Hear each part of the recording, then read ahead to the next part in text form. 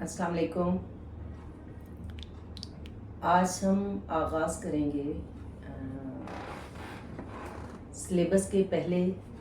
سوال یا پہلے حصے سے، جو ہے تفہیمی عبارات یا تفہیمات۔ اس کا لفظی مطلب یہ بنتا ہے کہ لفظ تفہیم فہم سے ہے، اور تفہیم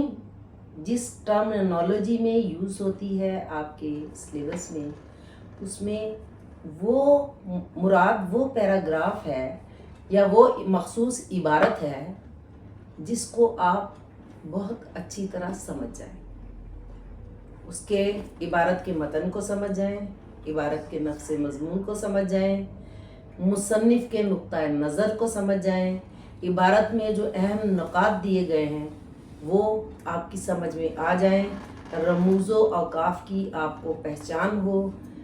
زمانے یعنی ٹینس کا آپ خیال رکھیں، اور یہ کہ بات ماضی کے پیرائے میں کی گئی ہے یا حال کے پیرائے میں کی گئی ہے یا مستقبل کے پیرائے میں کی گئی ہے، ان باتوں کا آپ کو خیال رکھتے ہوئے عبارت کو یوں سمجھنا ہوتا ہے کہ عبارت کے آخر میں دیے گئے تمام سوالات کے جوابات آپ کے دماغ میں واضح ہو جائیں۔ جی السلام علیکم۔ آج ہم پیپر کا پہلا حصہ اس پر تھوڑی سی گفتگو کریں گے، جس کو آپ کہتے ہیں تفہیمی عبارات یا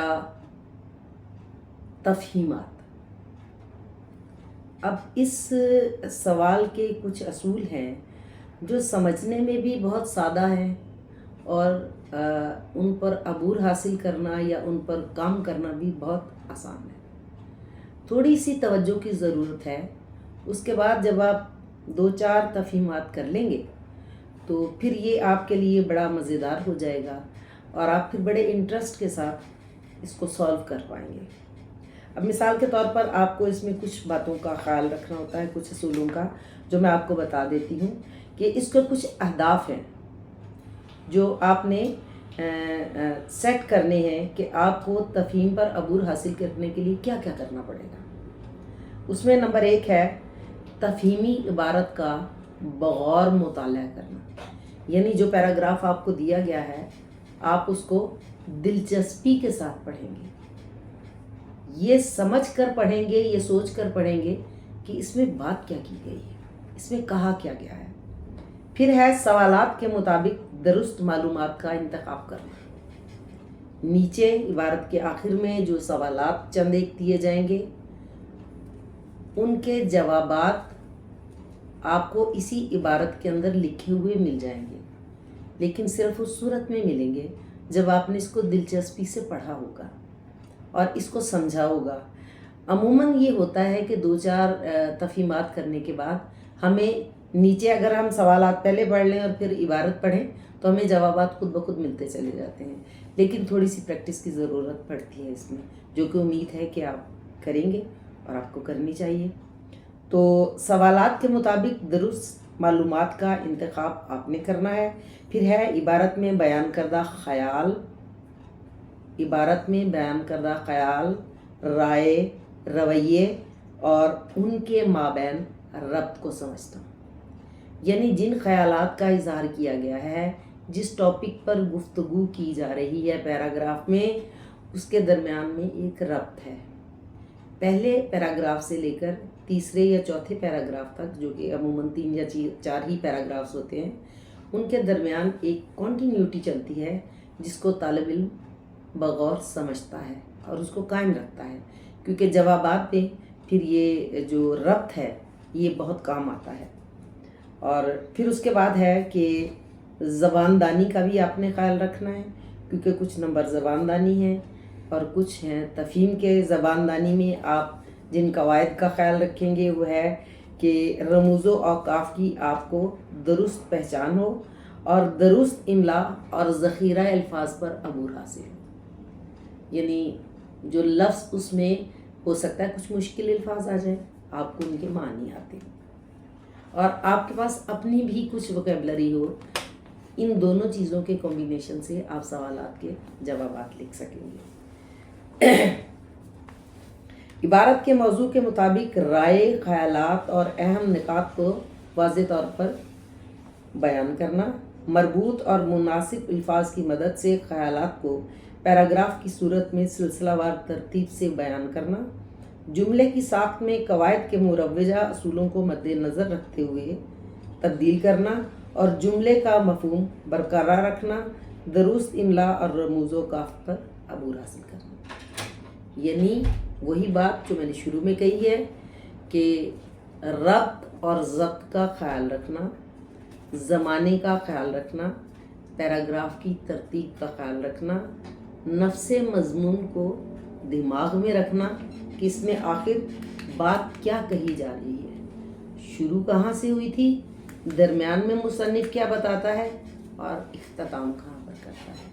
بس جب آپ یہ سمجھ جائیں گے تو آپ کو آپ کے سوالات کے جوابات تلاش کرنے میں بہت آسانی ہوگی۔ اب دیکھنا یہ ہے کہ آپ کتنی تفہیمات کرتے ہیں۔ میرے نزدیک اگر میری بحیثیت استاد کی رائے لی جائے تو 10 سے 15 تفہیمات یہ پریکٹیکلی سولو کر لینا آپ کو تفہیم پر بھرپور کمانڈ دے دیتا ہے۔ آپ سمجھ جاتے ہیں کہ آپ کو کیا کرنا ہے، کیسے کرنا ہے اور اس کی ترتیب کیا ہوگی اور اس کا طریقہ کار کیا ہوگا۔ تو 2-4 پہلی تفہیمات آپ کو مشکل لگیں گی، اس کے بعد آپ کو یہ دلچسپ لگیں گی اور بہت سی تفہیمات ایسی آئیں گی، یعنی عبارات ایسی شامل کی گئی ہوں گی چونکہ یہ سلیکشن ہوتی ہے اور جتنی بھی بہترین تحریریں ہوتی ہیں ان سے ان پیراگرافس کو سلیکٹ کیا جاتا ہے۔ تو کچھ عبارات کو تو آپ انجوائے بھی بہت کرتے ہیں، کچھ بہت نالج فل ہوتی ہیں، کچھ میں ہیومر کا جو ایلیمنٹ ہے وہ بڑا زبردست ہوتا ہے، اس کو آپ انجوائے کرتے ہیں۔ اور اوور آل اگر دیکھا جائے تو یہ ساری تفہیمات آپ کو نالج دیتی ہیں، یہ علم دیتی ہیں، کیونکہ یہ کسی نہ کسی اسپیسیفک ٹاپک کو ڈسکس کیا جا رہا ہوتا ہے، کوئی نہ کوئی علم آپ کے اندر بالواسطہ یا بلا واسطہ جا رہا ہوتا ہے، آپ سمجھ بھی رہے ہوتے ہیں اور آپ کو علم بھی ہو جاتا ہے کہ مصنف کیا بات آپ تک کنوے کرنا چاہتا ہے۔ میں ان تمام رائٹرز کی بڑی مشکور ہوں جنہوں نے او لیول کی سلیبس بی کی بکس لکھی ہیں کہ ان کا انتخاب بڑا شاندار ہے، انہوں نے بڑی خوبصورت عبارتیں شامل کی ہیں اور بڑی اچھی سلیکشن ہے۔ جو ہم کسی زمانے میں اپنے اسکول اور کالج میں بکس پڑھا کرتے تھے، بہت ساری سلیکشنز تو ان بکس میں سے کی گئی ہے اور وہ اپنے دور کی بڑی پاپولر، بڑی خوبصورت اور بڑے پائے کے رائٹرز کی تحریریں ہیں۔ جب آپ پڑھیں گے تو یقیناً آپ بھی انجوائے کریں گے، کیونکہ اردو ہو، اس میں ادب ہو، اس میں مزاح ہو، اس میں خوبصورتی ہو، اس میں معلومات ہوں، اس میں علم ہو، تو کیا ہی بات ہے۔ اور ایک طالب علم کو اس سے زیادہ اور کچھ نہیں چاہیے۔ امید ہے کہ آپ اپنی کتاب کھولیں گے، اپنے سامنے رکھیں گے، کوشش کریں کہ آپ اپنی عادت بنا لیں کہ جب آپ لیکچر سنیں تو ایک پین اور نوٹ بک اپنے پاس رکھیں اور جو باتیں آپ کو اہم لگیں ان کو نوٹ کر لیا کریں، اگر کچھ رہ جائیں تو ان کو دوبارہ ریل کو دیکھیں اور دوبارہ نوٹ کر لیں، میں بھی کچھ مس ہو جائے تو 2-4 مرتبہ سننے کے بعد اور 2-4 مرتبہ تفہیم کر لینے کے بعد آپ کو اس پہ انشاءاللہ تعالیٰ کمانڈ حاصل ہو جائے گی۔ میں ڈی ایم میں اپنا وہ نمبر بھی دوں گی، جس میں اگر کسی بچے کو کوئی کنفیوژن ہوگی تو مجھے واٹس ایپ کر کے اپنی عبارت اور اپنا کام تو بھیجے گا اور میں اس کو اپنی رائے دوں گی کہ کہ اس کو کہاں کمی ہے اور کہاں اس نے بہترین لکھا ہے. تو استاد اور بچہ